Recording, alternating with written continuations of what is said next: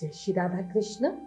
भक्तों, आज मैं आपको लड्डू गोपाल की एक बहुत ही सुंदर अद्भुत सत्य लीला कथा सुनाने जा रही हूँ, जिसे सुनकर आपका दिल भर जाएगा, आंखें नम हो जाएंगी और शायद कुछ पल के लिए आप भी बस चुप ही हो जाए और अपने लड्डू गोपाल के ख्यालों में खो जाए।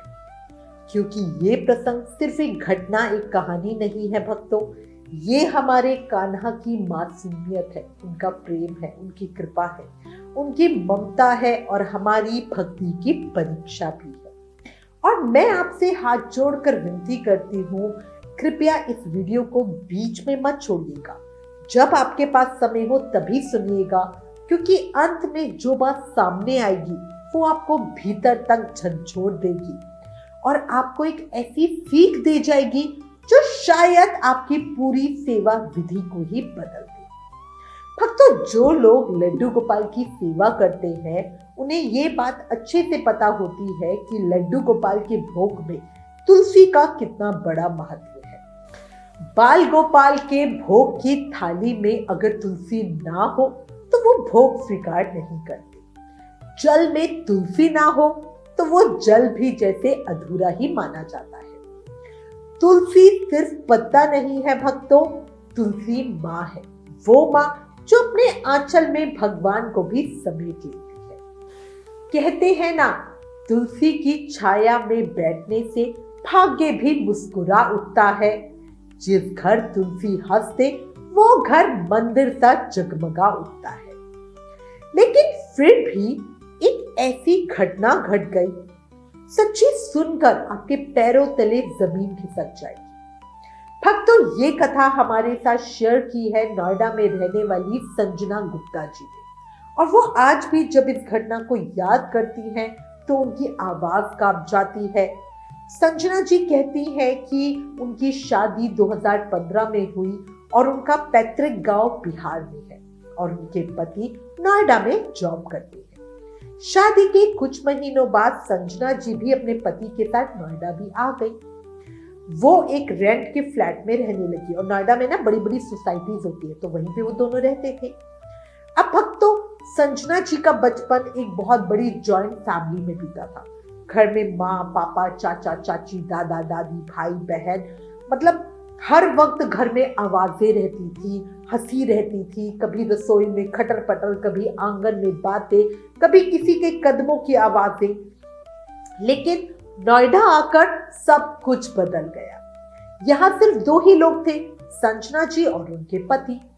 और जब उनके पति सुबह ऑफिस निकल जाते तो घर में रह जाता सिर्फ सन्नाटा। इतना सन्नाटा कि कई बार उन्हें अपनी सांस चलने की आवाजें भी भारी लगती थी। टीवी भी कोई कितना देखेगा, करे भी तो क्या करे। संजना जी कहती हैं कि उनका मन हमेशा उदास रहता था। बहुत बार बिना बात ही उनकी आंखों में आंसू आ जाते थे। मायके की याद तो इतनी आती थी कि क्या ही कहूं। घर की आवाजें, माँ का बुलाना, दादी का सर पर हाथ फेरना, सब बहुत याद आता था। फोन पर भी कितनी बातें करें। उनके पति बहुत अच्छे हैं और वो संजना जी की बात को, उनके भाव को, उनके विचारों को बहुत अच्छे से समझते थे, पर वो कर भी क्या सकते थे, वो सब ये चुपचाप देखते रहते थे। उनके पति का मन भी बहुत दुखी था, पर मतलब उनके पास कोई हल ही नहीं था कि भाई वो क्या ही करे। उनका ऑफिस जाना भी जरूरी था और उनका ऑफिस भी ऐसा था कि वो सुबह ही ऑफिस चले जाते थे और देर शाम को घर वापस आते थे।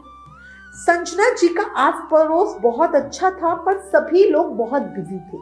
ज्यादातर परिवारों में हस्बैंड वाइफ दोनों ही जॉब करते थे और जो जैसे नोएडा जैसी जो बड़ी सोसाइटीज वगैरह होती है ना, वहाँ पे ज्यादातर कपल्स वगैरह ही रहते हैं और वो अपने आप में ही बहुत बिजी होते हैं। इसी से संजना जी की ज्यादातर किसी से बातचीत भी नहीं होती। भाई हेलो हाय हो गई, बाकी सब अपने कामों में लिखे हुए हैं, है ना। और देखो, जो जॉइंट फैमिली में लोग रहते हैं ना, उन्हें अकेलापन ज्यादा खाता है, क्योंकि उन्हें चहल पहल की, बातों की इतनी ज्यादा आदत होती है ना, उन्हें सन्नाटा, अकेलापन, खालीपन ज्यादा महसूस होता है। एक दिन उनके पति ने उन्हें प्यार से कहा कि तुम यूं ही दिन भर पूरा दिन अकेली बैठी रहती हो, तो घर के पास ही पार्क है, मंदिर है, कभी कभी वहां चली जाया करो, तुम्हारा मन बहल जाएगा। अब संजना जी को उनके पति की बात तो ठीक लगी और फिर वो कभी कभी पास के भोले बाबा के मंदिर में जाने लगी। वहां बढ़िया महिलाओं की एक भक्त मंडली थी। वहां बहुत सुंदर कीर्तन होता था, भजन होते थे। धीरे धीरे संजना जी कुछ महिलाओं से उनकी पहचान वगैरह होने लगी, बातचीत होने लगी। और कभी कभी वो पार्क वगैरह भी चली जाती थी। और उसी दौरान पार्क में टहलते हुए उनकी मुलाकात हुई एक बहुत ही अच्छी आंटी जी से। आंटी जी भी अपने पति के साथ वहीं उनकी सोसाइटी में ही रहती थी, लेकिन आंटी जी के जो दोनों बेटे थे वो बेंगलोर में जॉब करते थे। अपनी पत्नी और बच्चों के साथ वहीं बेंगलोर में ही रहते थे। आंटी जी और उनके पति का जीवन बाहर से तो बहुत शांत था, लेकिन भीतर से शायद वो दोनों भी बहुत अकेले थे। संजना जी कहती हैं कि आंटी जी मंदिर आती थी, कीर्तन करती थी, उनके चेहरे पर एक अलग सी शांति, एक अलग सा तेज था, लेकिन आंखों में कहीं ना कहीं एक खालीपन भी था। धीरे धीरे बातचीत बढ़ी और संजना जी को पता चला कि आंटी जी लड्डू गोपाल की सेवा करती हैं। भक्तों, संजना जी लड्डू गोपाल का नाम पहले से ही जानती थी। ये भी पता था कि घर में विराजित किए जाते हैं, सेवा की जाती है, लेकिन उन्होंने कभी अपनी आंखों से लड्डू गोपाल की सेवा होते हुए देखा नहीं था। क्या क्या नियम होते ये उन्हें नहीं पता था। एक दिन आंटी जी ने ऐसे ही कहा कि संजना बेटा, आज तुम मेरे घर चलो और मैं तुम्हें अपने लड्डू गोपाल के दर्शन करवाती हूँ।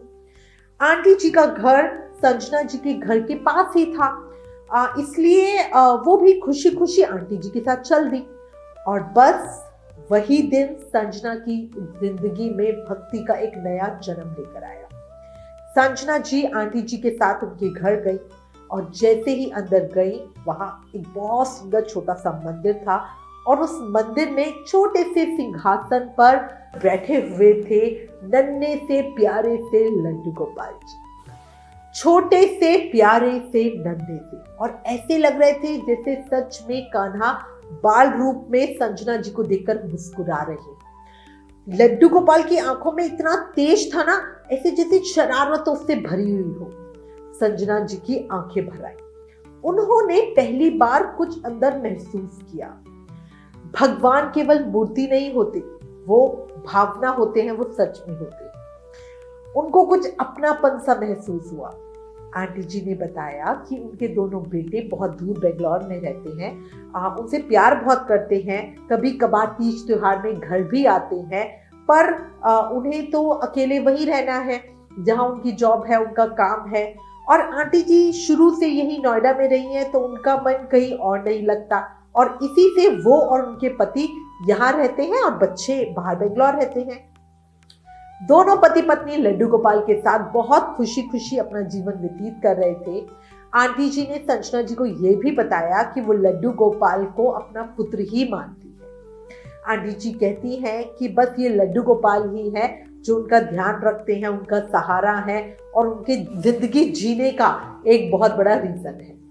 आंटी जी रोज संजना जी को लड्डू गोपाल जी की छोटी छोटी लीलाएं भी बताती थी।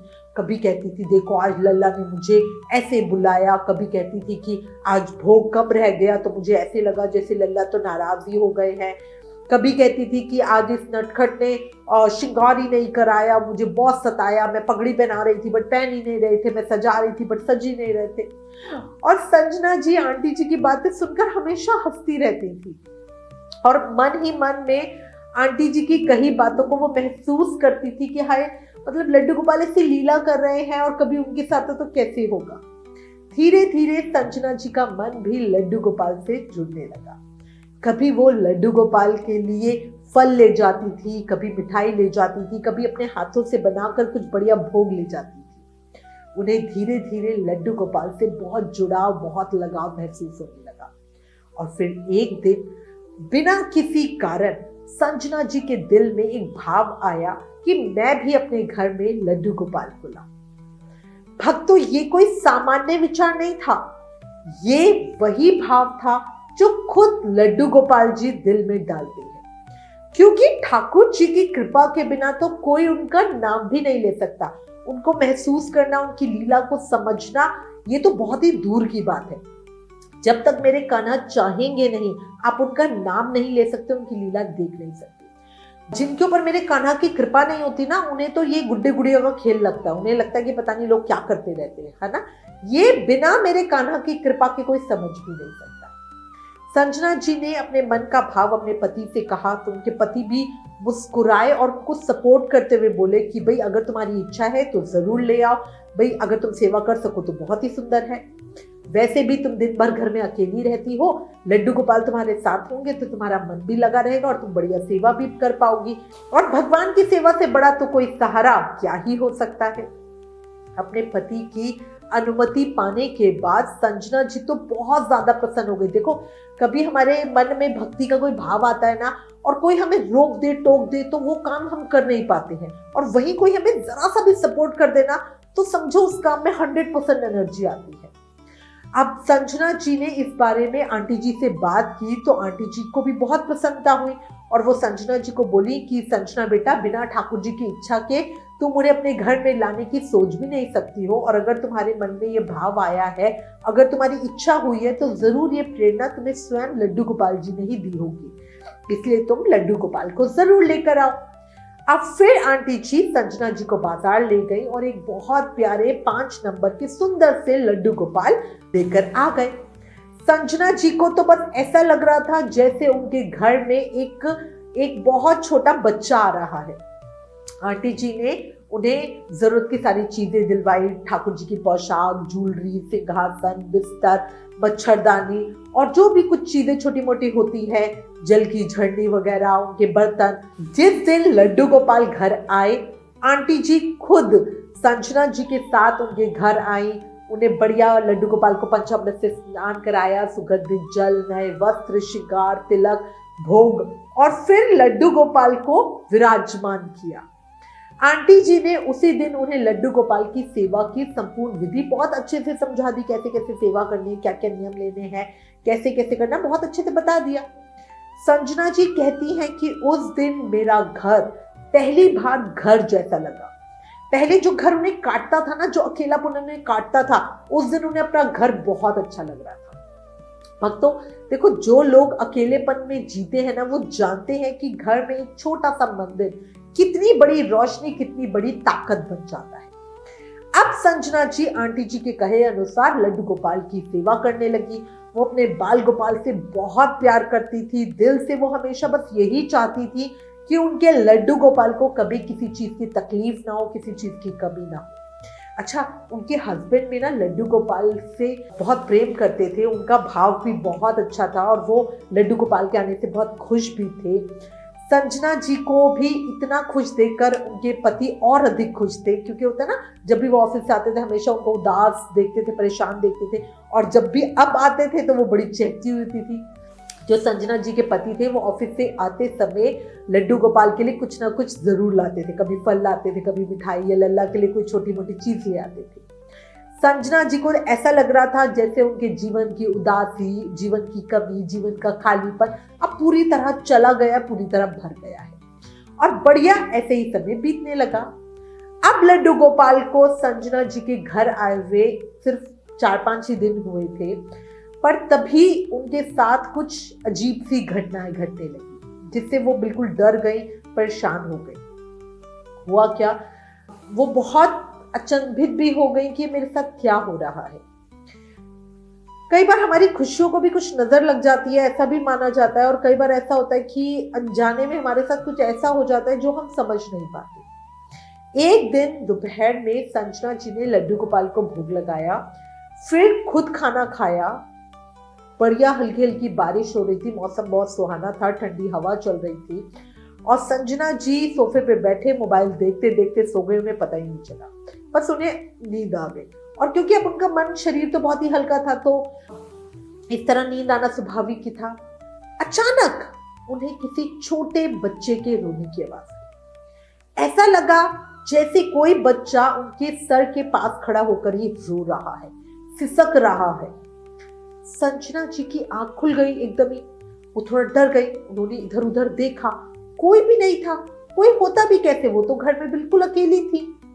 अब वो बड़ी हैरान परेशान, उन्होंने खुद को समझाया कि शायद कोई सपना है, उनका वहम है, और घर में तो कोई भी नहीं है और सोसाइटी में भी कोई बच्चा नहीं है कि किसी बच्चे के दूर से रोने की आवाज आ रही हो। और उन्हें तो बिल्कुल ऐसा लग रहा था जैसे सर के पास बैठ के कोई बच्चा रो रहा है, तो इसीलिए वो दोबारा से सो गई। लेकिन उसी रात को करीब 1:30 बजे जब वो बाथरूम से लौट रही थी, फिर उन्हें वही सेम आवाज आई, बच्चे के रोने की आवाज। इस बार बहुत पास, इतनी पास जैसे कोई बिल्कुल उनके पास बैठकर रो रहा हो। संजना जी का शरीर एकदम बैठ गया, दिल जोर जोर से धड़कने लगा, हाथ पैर तो ऐसे ठंडे पड़ गए जब नहीं गए थे। उनमें हिम्मत नहीं हुई कुछ भी करने की, कुछ कहने की, पीछे मुड़कर देखने तक की हिम्मत नहीं थी। वो दौड़कर कमरे में आई और अपने पति को जगाने लगी, उठिए उठिए, देखिए कोई बच्चा रो रहा है, देखो देखो, उठो उठो। लेकिन पतिदेव शायद थकावट की वजह से या मौसम की वजह से बहुत गहरी नींद में थे। जैसे वो उठा रही थी तो उन्हें कुछ समझ ही नहीं आ रहा था और वो बोले, कौन रो रहा है हमारे घर में, हम दोनों के अलावा है ही कौन, कोई भी नहीं रो रहा, तुम चुपचाप सो जाओ सो जाओ। अच्छा, जब ये बोलने के लिए उनके पतिदेव जागे ना, तो उस समय रोने की आवाज भी बंद हो गई। पति तो सो गए और संजना जी भी चुपचाप उनके पास लेट गई, आंखें बंद करके। लेकिन उनकी आंखों से आंसू बहते रहे और उन्हें बहुत ज्यादा डर लग रहा था। सिर्फ आवाज से नहीं भक्तों, डर तब लगता है जब हम अकेले होते हैं, कोई हमें समझ नहीं रहा होता, हमारा दिल कहे कि भाई मैं सच कह रही हूं, पर कोई उस चीज को मान ना रहा हो। अगले दिन सुबह पति बोले कि कल रात को क्या हुआ था, ऐसे पागलों जैसी बातें क्यों कर रही थी। अब ये सुनकर तो संजना जी को बहुत तेज गुस्सा आ गया और वो बोली कि जब मैं आपको जगा रही थी तब तो आप उठ नहीं रहे थे, अब पूछने से क्या फायदा, मैं नहीं बता रही कुछ भी। पति ने उन्हें मनाया, समझाया और बोले कि ये सिर्फ तुम्हारा वहम था, और फिर मजाक में बोले कि आज रात तो हम दोनों ही जागेंगे और देखेंगे कि कहाँ बच्चा रोता है।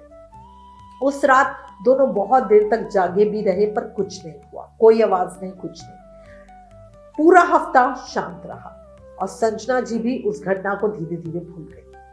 लेकिन भक्तों, कभी कभी भगवान कुछ संकेत देते हैं और जब हम समझ नहीं पाते तो वो खुद हमें बताते हैं।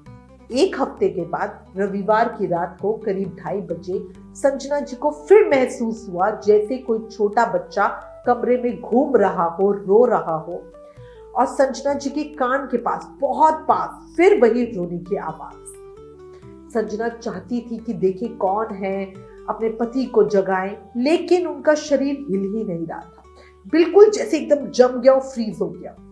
वो चाहती थी कि जोर से चीखे, पर उनके गले से आवाज ही नहीं निकल रही थी। बस अंदर ही अंदर सब कुछ महसूस हो रहा था, दिमाग चल रहा था, जैसे कोई उन्हें कस के जंजीरों में जकड़े हुए हो, ऐसा उन्हें लग रहा था। भक्तों, ये वो अवस्था थी जिसे लोग डर का नाम दे देते हैं, है ना। लेकिन संजना जी को तब भी समझ नहीं आ रहा था कि ये डर नहीं है, ये कोई संदेश है, कोई मैसेज है, कुछ हो सकता है। सुबह वो उठी तो शरीर उनका बिल्कुल कमजोर था और बुरी तरह डरी हुई थी और उन्हें ऐसा लग रहा था जैसे शरीर में उनके जान ही नहीं है। उन्होंने पति को बताया पर पति फिर नहीं माने और फिर वही चीज बोले कि पूरी सोसाइटी में कोई बच्चा नहीं है, रोने की आवाज कैसे आ सकती है। अब संजना जी ने फोन पर अपनी मम्मी को बताया तो उनकी मम्मी भी डर गई और उनको बोली कि भाई घर में कोई नकारात्मक ऊर्जा तो नहीं है, कोई जादू टोना टोटका भूत प्रेत कुछ ऐसा तो नहीं है, वरना ऐसे कैसे तुम्हें रोने की आवाज आ सकती है। अब हमारे समाज में ना होता भी यही है, दिल दिमाग में ना यही बात सबसे पहले आती है, कोई भूत प्रेत तो नहीं है, कोई ये तो नहीं है। फिर उनकी माँ ने कहा कि भाई कुछ झाड़ फूक करवा लो, कोई देखो बाबा बाबा को। संजना जी को इन बातों पे बिल्कुल विश्वास नहीं था, पर जब डर बार बार लौटता है ना तो इंसान सोच समझ नहीं पाता और जो नहीं करना होता वो भी कर जाता है। अब संजना जी सीधा आंटी जी के घर गई और उन्हें सारी बात बताई। तो आंटी जी बोली कि बेटा, घर में ठाकुर जी हैं तो नकारात्मक ऊर्जा कैसे होगी, जहां कान्हा होते हैं वहां भूत प्रेत का तो सवाल ही नहीं उठता। लेकिन संजना जी उन्हें बार बार बोल रही थी, आप बीती बता रही थी, रो रही थी। अब इस कदर उनको रोता देखकर आंटी जी उनकी बात मान गई। आंटी जी उन्हें एक बाबा के पास ले गई, वो जहाँ झाड़ फूक वगैरह होता है, ताबीज वगैरह मिलता है। बाबा ने कहा कि भाई हाँ, तुम्हारे ऊपर कुछ तो है और मैं तुम्हें ताबीज दे देता हूँ, सब ठीक हो जाएगा। अब बाबा ने दे दिया, संजना जी आ गई। अब क्या होता है, हमें ना एक शक्ति सी मिल जाती है कि भाई मेरे साथ तो कोई सपोर्ट करने के लिए खड़ा है। और 2-3 दिन वाकई शांति रही। अब संजना जी को अंदर ही अंदर लग रहा था कि भाई ये मैं तावीज ले आई ना, इसलिए सब ठीक हो गया है, वाकई कुछ था बट अब सब ठीक हो गया। इसके बाद आई एकादशी की रात। भक्तों, एकादशी की वो रात जो खुद भगवान को बहुत प्रिय है। एकादशी का वो महान दिन जब तुलसा महारानी स्वयं जागृत होकर हमारे ठाकुर जी की सेवा करती है, जिस रात को भक्ति में सबसे शुद्ध रात माना जाता है। उसी रात सुबह के करीब 3:30 बजे संजना जी के साथ वो हुआ जिसे वो अपनी पूरी उम्र भूल नहीं सकती। हुआ क्या, संजना जी गहरी नींद में थी। उन्हें लगा उनके हाथ पांव अपने आप हिल रहे हैं। धीरे धीरे नींद खुल रही है पर वो आंख नहीं खोल पा रही थी। और तभी उन्हें फिर से रोने की आवाज सुनाई दी। लेकिन आज पहली बार वो आवाज बहुत साफ थी, बहुत साफ। और उन्हें ऐसा लग रहा था जैसे कोई बच्चा उनके सर के पास खड़ा होकर रो रहा हो और कुछ बोल रहा हो। संजना जी अंदर से तड़प रही थी। वो जागना चाहती थी, उठना चाहती थी, आंख खोलना चाहती थी, मगर ऐसे जैसे उनका शरीर पूरा पत्थर हो गया। आंखों से लगातार आंसू बह रहे थे पर वो हाथ भी नहीं उठा पा रही थी। और तभी उस बच्चे ने रोते हुए कहा, भैया मुझे बहुत तकलीफ होती है, ऐसा मत किया करो मैया, ऐसा मत किया करो। तेरे लाला को बहुत तकलीफ हो रही है मैया, तू ऐसा क्यों करती है। बस भक्तों, ये शब्द संजना जी के दिल को चीर कर उन्होंने पहली बार महसूस किया कि ये कोई सामान्य सपना नहीं है, कोई आम आवाज नहीं है, ये कोई वहम नहीं है, ये कोई डर नहीं है, ये कोई भूत प्रेत नहीं है, ये कोई नेगेटिव शक्ति नहीं है, ये मेरे किसी अपने की पुकार है। वो बच्चा फिर से बोला, मैया मैं तेरा लल्ला हूँ, तू मुझे अपने घर लेकर आई है, तू मुझसे कितना प्यार करती है, मुझे भोग लगाती है, पकवान बनाती है मेरे लिए, पर तू तुलसी को इतना तकलीफ क्यों देती है मैया, क्यों देती है। संजना जी का शरीर शांत हो गया, जैसे दिल की धड़कन ही रुक गई हो। वो समझ गई कि ये आवाज किसी और की नहीं, उनके खुद के लड्डू गोपाल की। बाल कृष्ण उनके सामने रो रहे हैं, उनका अपना लल्ला जो अपनी माँ को पुकार रहा था। और फिर वो आवाज आई जिसने संजना जी की आत्मा हिला दी, मैया तुलसी मेरी बहुत प्यारी है, उसके बिना मैं भोग नहीं खाता, तू मेरे भोग के लिए मेरी प्यारी को इतनी तकलीफ दे रही है। आज एकादशी के दिन तूने तुलसी को स्पर्श किया, तूने उसके पत्ते तोड़े, भैया ऐसा मत कर, भैया ऐसा मत कर, मुझे बहुत पीड़ा होती है। भक्तों, उस पल संजना जी को ऐसा जैसे उनके सर पे बिजली गिर गई।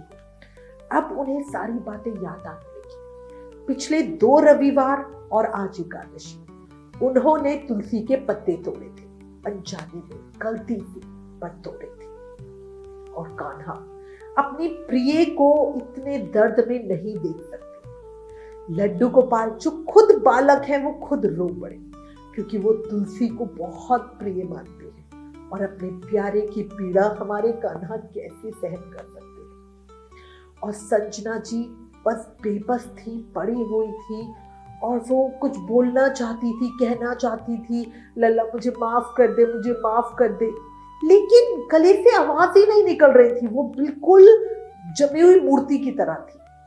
वो उठकर तुलसा जी के पास जाना चाहती थी, उनसे माफी मांगना चाहती थी, लेकिन उनका शरीर हिल ही नहीं रहा था। वो बस आंसुओं में डूबी हुई थी, एक जिंदा लाश की तरह पलंग पे पड़ी हुई थी। और फिर जैसे पहले हुआ, जाने क्या हुआ, एकदम ही उनकी आंख खुल गई। अब संजना जी अपने साथ हुई पिछले कुछ दिनों की घटनाओं को समझ चुकी थी, स्पष्ट रूप से जान चुकी थी और उन्हें अपनी भूल का भी बहुत अच्छे से एहसास हो गया था। वो मन ही मन समझ गई थी कि रविवार को और एकादशी को तुलसी के पत्ते उन्होंने तोड़े थे और इसी वजह से उनके कान्हा को बहुत पीड़ा हो रही थी। तुलसी मैया को तकलीफ हुई और कान्हा अपने प्रिय की तकलीफ को बर्दाश्त नहीं कर सकते, इसीलिए उनके लड्डू गोपाल ने उन्हें संकेत दिए और उन्हें ये अनुभूति कराई कि अपने प्रिय की तकलीफ के लिए कैसा लगता है। इसीलिए लाला छोटे बच्चे के रूप में, एक शिशु के रूप में रो रहे थे। सुबह जब संजना जी उठी तो शरीर में जैसे उनके जान ही नहीं था, उनका मन बहुत भारी था, आंखें बुरी तरह सूजी हुई थी।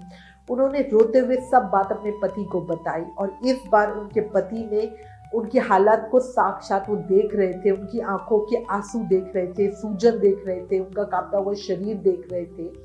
और पहली बार पति को विश्वास हो गया कि संजना जी ने जो भी उन्हें पहले भी बताया था वो बिल्कुल सच है। उन्होंने तुरंत आंटी जी को कॉल किया और आंटी जी ने जैसे ही सुना कि रविवार और एकादशी को तुलसी तोड़ी तो आंटी जी की भी आवाज एकदम सख्त हो गई और उन्होंने कहा, बेटा रविवार और एकादशी को कभी भी तुलसी के पत्ते नहीं तोड़ते हैं, तुमने ऐसा क्यों किया? इन दिनों में तो तुलसी जी को स्पर्श तक नहीं करते हैं। संजना जी की रुलाई फूट गई। उन्होंने कांपती हुई आवाज में कहा, मैया मैं फिर भोग कैसे लगाती? तो आंटी जी बोली, तुम एक दिन पहले तुलसी जी तोड़ के रखा करो, 13 दिनों तक तुलसी जी बासी नहीं मानी जाती। एक बार तोड़कर कुछ दिनों तक उस तुलसी का उपयोग कर सकते हैं। शाम के समय कभी तुलसी जी नहीं तोड़ते तो जो सुबह तोड़ी होती है उसी का तो उपयोग करते हैं। इसके बाद आंटी जी बोली, बेटा जो भूल तुमसे हुई वो दोबारा कभी मत करना। अब संजना जी पूरी तरह अपनी गलती समझ चुकी थी। आंटी जी से बात करके संजना जी ने स्नान किया और पति के साथ मंदिर के आगे बैठ गए। लड्डू गोपाल सामने थे, छोटे से, मासूम से और कुछ उदास से, और संजना जी की आंखों से आंसू बिना रुके बहे जा रहे थे। उन्होंने हाथ जोड़कर कहा, लल्ला मुझे माफ कर दे, अपनी मैया को माफ कर दे, मुझसे गलती हो गई, मुझसे अपराध हो गया, मैंने तुलसी माँ को दुख दिया और मेरे कान्हा, मेरे बाल गोपाल, मेरे लल्ला, तुम दर्द में रो रहे हो, मेरी गलती की सजा खुद भोग रहे हो। उस दिन संजना जी जितना रोई मैं आपको बता नहीं सकती। और आज इस घटना को वर्षों बीत गए हैं। संजना जी पूरी श्रद्धा भाव से आज भी लड्डू गोपाल की बड़ी प्रेम से सेवा करती हैं और अब वो लड्डू गोपाल की अनेक लीलाओं को साक्षात महसूस करती है। मतलब 5 दिन में देखो लड्डू गोपाल ने उनकी सेवा को, उनकी भक्ति को जागृत कर दिया था। संजना जी के लाला उनके साथ जितनी लीलाएं करते हैं ना, उन्हें अपने होने की हर बार अनुभूति कराते हैं। ठाकुर जी की कृपा से संजना जी के अब एक पुत्र और पुत्री संतान रूप में भी है, हमारे लड्डू गोपाल के भाई बहन। और वो लड्डू गोपाल से हर समय बस यही कहती रहती हैं कि कान्हा मेरे परिवार पर, अपने परिवार पर अपनी कृपा दृष्टि बनाए रखना और हम सबको हमेशा संग रखना। ये प्रसंग संजना जी का सच्चा अनुभव है और ये हमें सिखाता है कि भक्ति में प्रेम जरूरी है लेकिन नियम भी बहुत जरूरी है। तुलसी महारानी सिर्फ पत्ता नहीं है, पूजनीय देवी है।